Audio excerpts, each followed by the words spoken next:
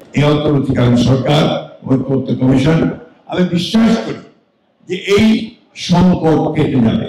এই দেশের মানুষ কখনো পরাজয় বরণ করে না, পরাজয় বরণ করেনি, পরাজয় বরণ করবে না।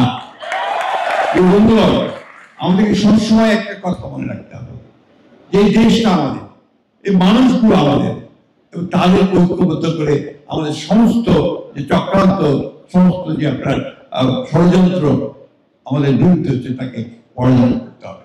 এখানে আমরা বিভিন্ন দল করতে পারি, বিভিন্ন মত থাকতে পারে, বিভিন্ন পথ থাকতে পারে।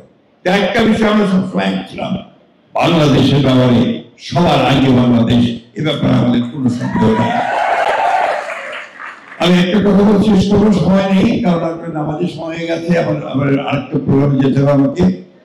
আবার শুধু একটা কথাই বলবো, সরকারের কাছে আহ্বান থাকবেন, যা হওয়ার হয়ে গেছে আপনার দয়া করে ওই সমস্যাগুলো সমাধান করে, যাতে সবাই একসাথে আমরা নির্বাচনের দিকে যেতে পারি, এই সমস্যার সমাধান করে আমরা জনগণের কল্যাণের জন্য কাজ করতে পারি, সেই পথে গিয়ে চলুন।